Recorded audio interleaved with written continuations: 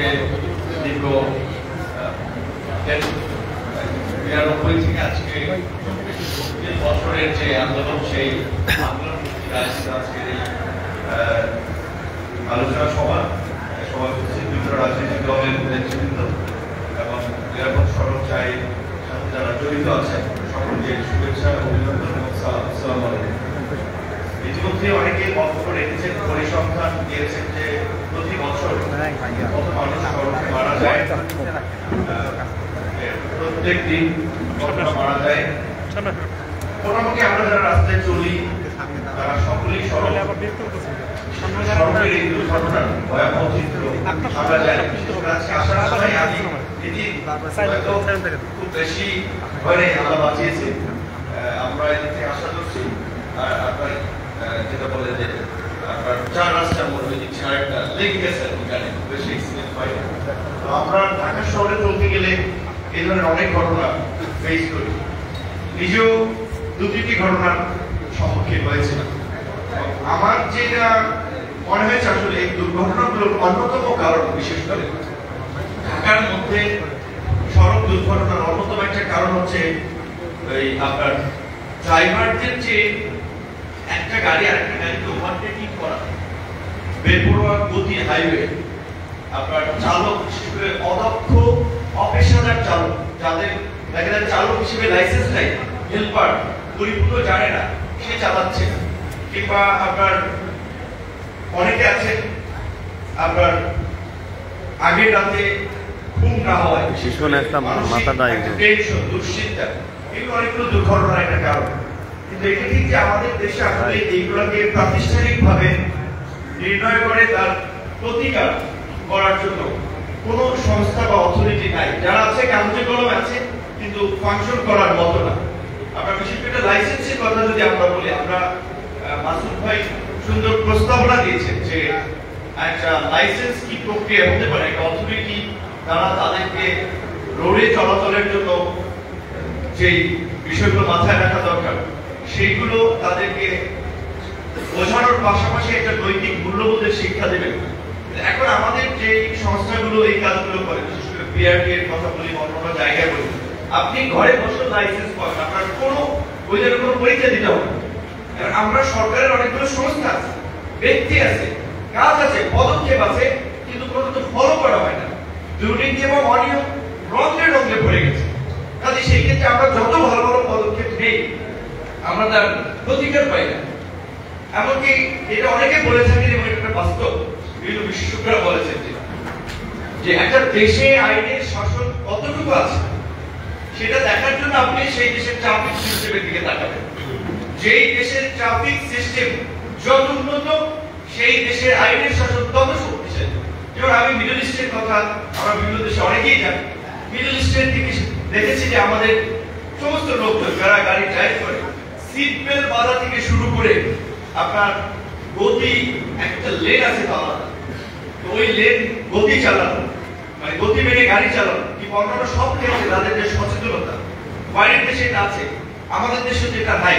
আমাদের যেখানে সেখানে গাড়ি পার্কিং, রাস্তার ফুটপাত দখল করে আপনার দোকানদারি, এইগুলো কিন্তু রাজনৈতিক ছত্রছায়াই হয়।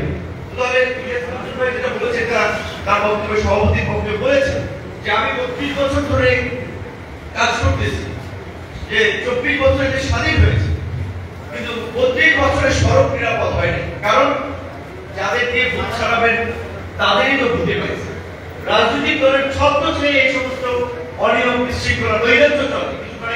একটা নিউজ দেখছিলাম যে আপনার বাংলাদেশ সড়ক পরিবহন ফেডারেশন, আপনার সড়ক পরিবহন শ্রমিক ফেডারেশন, যে শাহজাহান খান গত 16 বছরে একাই 24,000 কোটি টাকা লোপাট করেছে।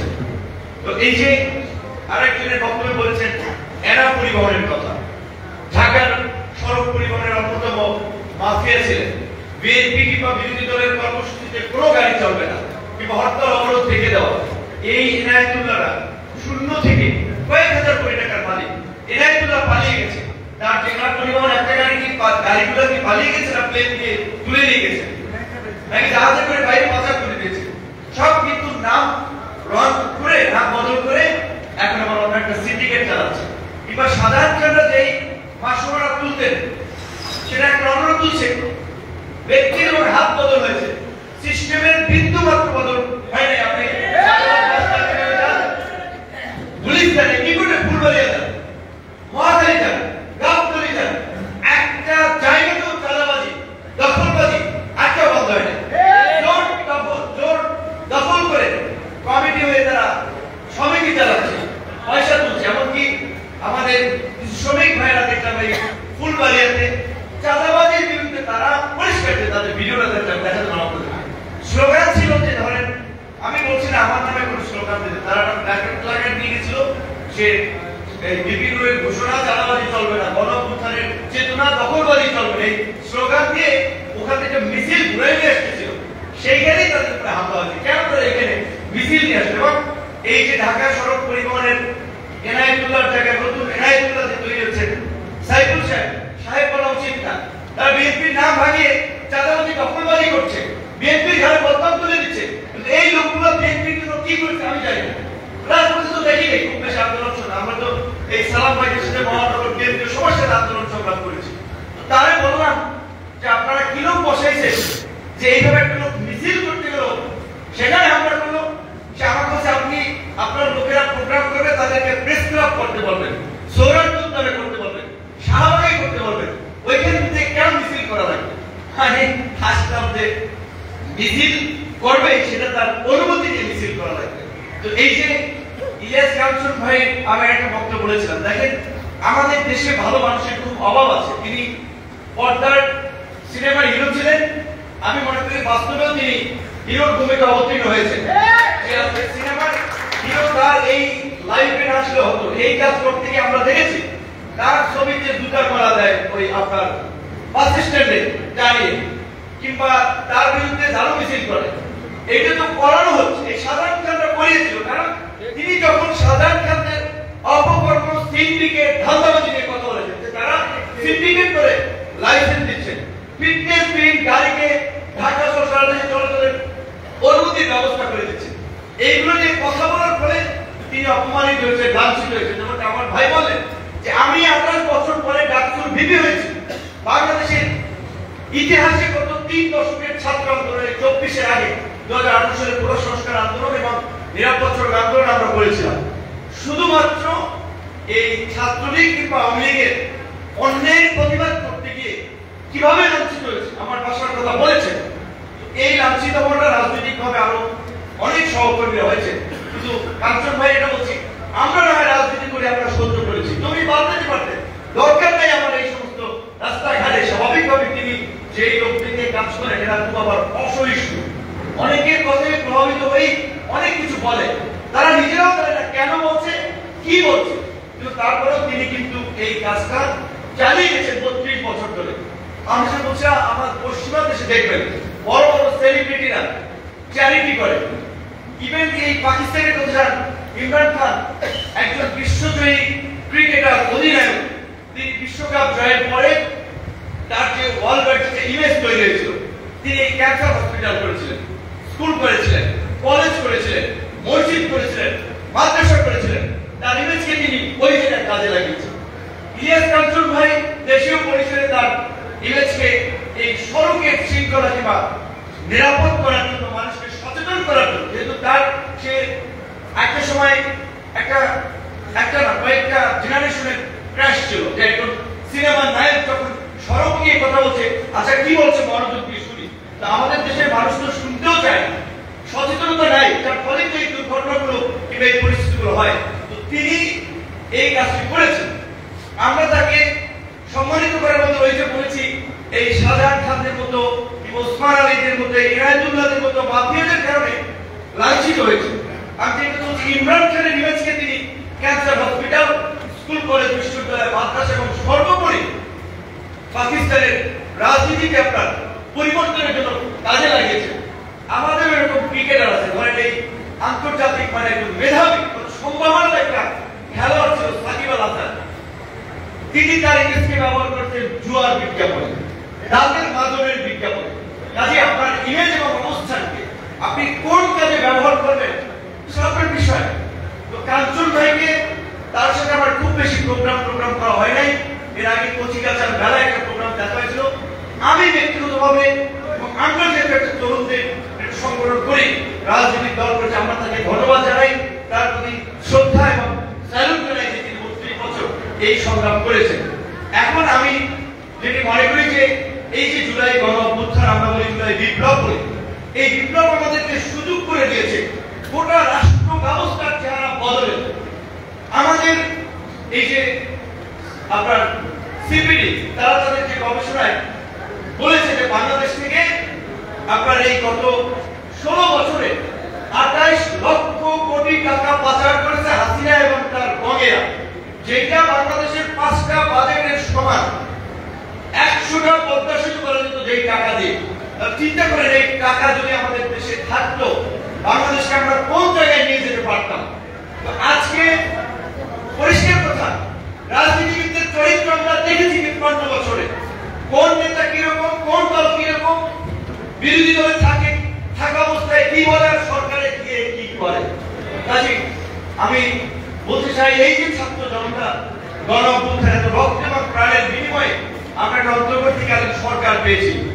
এই সরকার এই রাষ্ট্রকে একটা শুধুমাত্র নিরাপদ সড়ক নয়, একটা নিরাপদ ও মানবিক রাষ্ট্র হিসেবে গড়ে তুলবে, সেটি আমরা চাই। কিন্তু প্রকৃত অর্থে, সত্যিকার অর্থে এই গত 4 মাসে যে সরকারের কর্মকাণ্ড, তাতে আমরা আস্থা এবং ভরসা পাচ্ছি না যে সরকার ওইখানে বাংলাদেশকে নিয়ে যেতে পারবে।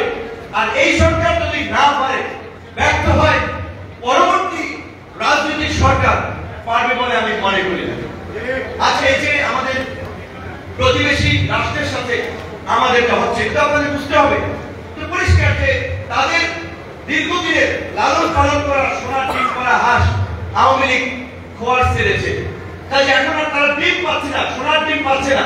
কাজে এই আওয়ামী লীগকে পুনর্বাসন করার জন্য, এই খোয়ারে ঢুকিয়ে ডিম নেওয়ার জন্য যা করা দরকার ভারত দায়ী করবে। সেজন্য দেশের অভ্যন্তরীণ তাদের এজেন্টদেরকে দিয়ে অস্থিরতা তৈরি থেকে শুরু করে ওপার থেকে এই নাম আমি বলতে চাই না, নাম বলে ভাইরাল করতে চাই না, কারণ আপনি ধরেন মমতা বন্দ্যোপাধ্যায়, তার কোনো রুলস অফ বিজনেসের মধ্যে পড়ে না যে তিনি বাংলাদেশে শান্তি রক্ষী বাহিনী পাঠানোর কথা বলতে পারেন, কিন্তু একটা রাজ্যের মুখ্যমন্ত্রী, এটা কেন্দ্রীয় সরকারের বিষয়।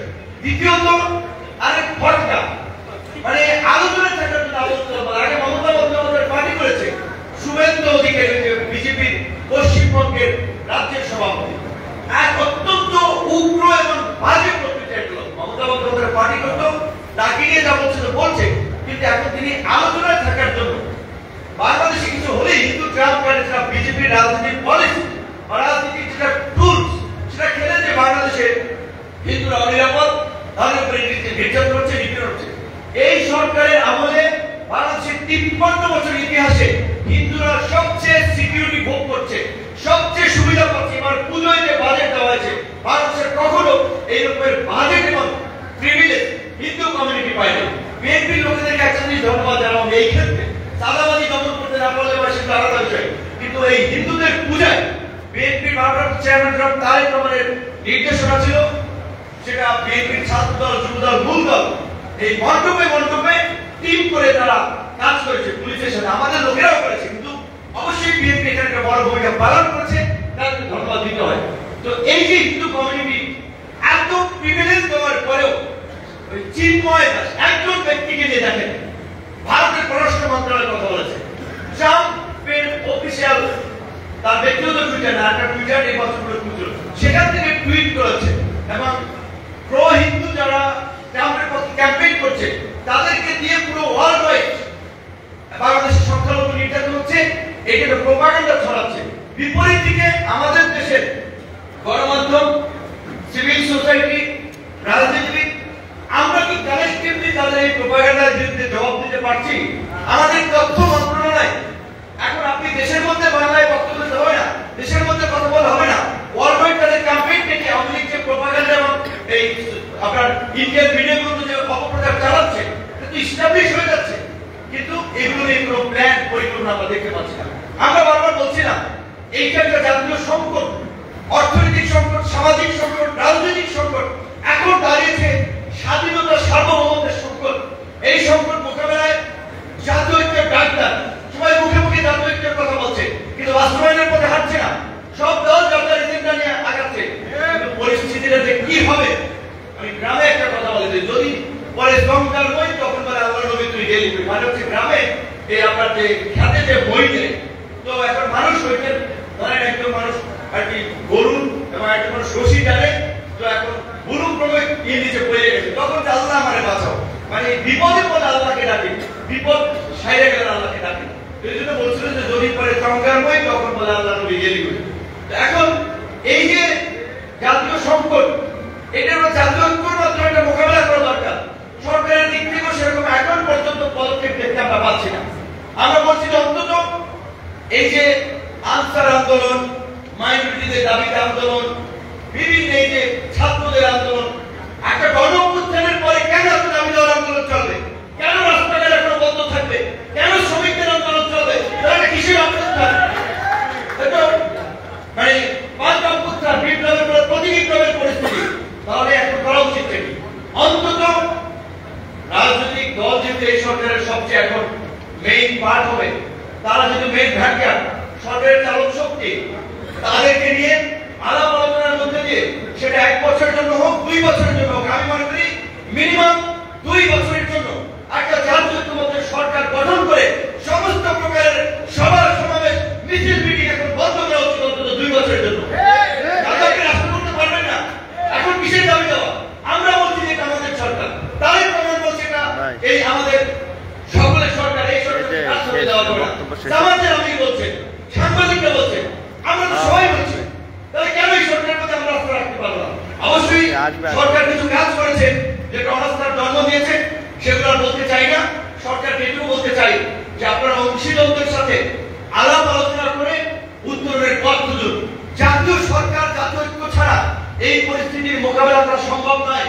6 মাসের মধ্যে একটা ইলেকশন দিয়ে একটা নির্বাচিত সরকার আসলেই এই পরিস্থিতি দেখা দিতে পারবে না। ডক্টর মোহাম্মদ ইউনূসের যে ইমেজ এবং কানেক্টিভিটি যে নেটওয়ার্ক, সেইটাকে কাজে লাগিয়ে যদি আমরা এই পরিস্থিতি ওভারকাম করতে না পারি, নির্বাচিত সরকার আসলেই এই পরিস্থিতি মোকাবেলা করতে পারবে না। আমরা জানি না আসলে তার সরকার কি করছে এবং কি করতে চায়, কারণ রাজনৈতিক দলগুলোর সাথে সেই ধরনের দৃশ্যমান কোন আলাপ আলোচনা, অগ্রগতি, পরামর্শ, মত বিনিময় আমি দেখতে পাচ্ছি না। আরেকটি কথা আজকে বলতে চাই, কাঞ্চন ভাইকে 22 ডিসেম্বর যে এই 22 অক্টোবর যে নিরাপদ সড়ক দিবস পালন করে, তাকে এবার দাওয়াত দেয়, কারণ সে নাকি আওয়ামী লীগের দোষর। ইলিয়াস কাঞ্চনের মতো মানুষরা যদি আওয়ামী লীগ করে, এটা ভালো, তাহলে তো দেশের এই পরিস্থিতি তৈরি হতো না। আওয়ামী লীগ একটা দেশদ্রোহী দল, স্বাধীনতা সার্বভৌমত্ব বিরোধী ভারতের লেজুর ভিত্তিক দলে পরিণত হতে পারবে না, তাদের মতো ব্যক্তিরা আওয়ামী লীগের থাকে। আজকে আমরা বলছি না, এই দেশে 1.5 কোটি মানুষ আওয়ামী লীগের সমর্থক আছে। এই যারা সাধারণ সমর্থক, তারা অন্যায়, লুটপাট, দুর্নীতি, দুঃশাসন কায়েম করে, জনগণকে অত্যাচার নির্যাতন করে, যারা করেছে তাদের বিচার হবে। এবং আওয়ামী লীগ যেহেতু রাজনৈতিক দলগতভাবে সিদ্ধান্ত নিয়ে এই ছাত্র জনতার আন্দোলনে গণহত্যা চালিয়েছে, গত 15 বছরে ফ্যাসিবাদ কায়েম করেছে, দল হিসেবে আওয়ামী লীগকে নিষিদ্ধ করতে হবে। কেন সরকার করছে না? এটাকে চাপ দিয়ে রাখা হচ্ছে। আজকে যদি শেখ হাসিনাকে দেশে ফিরিয়ে এনে বিচারের উদ্যোগ নেওয়া হয় এবং আওয়ামী লীগকে নিষিদ্ধ করা হয়, 50% সমস্যা অটোমেটিক সমাধান হয়ে যাবে। সেই ফাঁসিতে ঝুলানোর ব্যবস্থা করতে হবে, এই গণহত্যাকারী হাসিনাকে এবং তার দলকে নিষিদ্ধ করতে হবে। আর এই যাকে তাকে ফ্যাসিবাদের দোষর, আওয়ামী লীগের দোষর, এই সমস্ত তকমা দিয়ে এত মানুষকে হসপিটাল করা যাবে না। মনে রাখতে হবে, আজকে প্রশাসনের যদি ধারাওভাবে ওসি, ইউনো, ডিসি, এসপি সবাইকে যদি আপনি আপনার ফ্যাসিবাদের দোষর বানিয়ে দেন, আপনি দেশ চালাবেন কাদেরকে দিয়ে? যারা একেবারে গুরুতর অপরাধ করেছে, দলবাজি করেছে, তাদেরকে চিহ্নিত করুন, তাদেরকে চাকরিচ্যুত করুন, তাদের বিরুদ্ধে ব্যবস্থা নিন। ছোট্ট একটা দেশ, এত ঘনবসতিপূর্ণ দেশ, মাসুদ ভাই যেটা বলেছেন, এখন আমরা যারা এই গণতন্ত্রের পক্ষের শক্তি, ফ্যাসিবাদ বিরোধী শক্তি, এদেরকে হত্যা করার জন্য এখন মিশন দিয়েছে গাড়ি চাপা দেওয়া, রোড অ্যাক্সিডেন্ট করানো। কাজে আমি জানি আইন শৃঙ্খলা বাহিনী আমাদেরকে প্রোটেকশন দেবে, তাদের নিজের নিয়ন্ত্রণ নাই। ছাত্ররা ঘোষণা দিয়ে এক কলেজ আরেক কলেজের সাথে বাড়াবাড়ি করতে যায়, আইন শৃঙ্খলা বাহিনী কি ঘুমায়? বলছে যে আমরা অ্যাকশনে যাই নাই, হতাহতের সংখ্যা বাড়াতে পারি। তাহলে অ্যাকশনে না গিয়ে আপনি তো হতাহতের সংখ্যা কমাতে পেরেছেন, এই পরিস্থিতি কেন তৈরি হলো? আপনি কেন নিয়ন্ত্রণ করতে পারছেন না? এটি কি হয়তো আপনি গিনিপিগের মতো প্রয়োগ করে দেখবেন যে এটা কাজ করতেছে কি করতেছে না। রাষ্ট্র পরিচালনা তো এই ছেলে খেলা না, রাষ্ট্র পরিচালনা এক্সপেরিমেন্ট না, রাষ্ট্র একটা রাজনৈতিক প্রতিষ্ঠান। রাষ্ট্র পরিচালনায় রাজনীতির দরকার। শুধুমাত্র সুশীল ব্যক্তিদেরকে উপদেষ্টা পরিষদ গঠন করে এই পরিস্থিতিতে দেশকে সামাল দিতে পারবেন না। ইউনূস সহ সরকারের দায়িত্বশীল ব্যক্তিদেরকে অনুরোধ করব অনতিবিলম্বে সমস্ত ক্রিয়াশীল রাজনৈতিক দলকে নিয়ে জাতীয় রাজনৈতিক কাউন্সিল গঠন করুন। সব দলের কাছ থেকে প্রতিনিধি নিয়ে এই আপনার 21 সদস্য বিশিষ্ট উপদেষ্টা প্রয়োজনীয় 50 সদস্য বিশিষ্ট করুন। সমস্যা কিন্তু দেশকে বাঁচান, দেশকে আরেকটা সংকটের দিকে ফেলে দেন না। আপনারা যেদিকে যাচ্ছেন, যেভাবে যাচ্ছেন, তাতে দেশে আরেকটা বিপর্যয় তৈরি হবে। এই বিপর্যয় তৈরি হলে আমরা সামাল দিতে পারবো না। তাই সর্বশেষ জাতীয় ঐক্যের আহ্বান জানিয়ে, জাতীয় সরকার প্রতিষ্ঠার আহ্বান জানিয়ে এবং আজকে যার ডাকে আমরা এখানে উপস্থিত হয়েছি, যার প্রোগ্রামে আমরা উপস্থিত হয়েছি, আমাদের সিনেমার নায়ক, বাস্তবের নায়ক ইলিয়াস কাঞ্চন ভাইকে বলবো, আপনাকে কে কি বললো, কে কোথায় দাওয়াত দিল বা না দিল, আপনি আপনার কাজে এগিয়ে যান। আপনার কাজ মানুষ মূল্যায়ন করতে করবে, আমাদের সাথে আপনার বিশেষ কাজের ছিল না। আপনার কাজের জন্য আপনি লিখেছেন, আমরা এসেছি, ভবিষ্যতে আমাদেরকে পাবেন। আসসালামু আলাইকুম।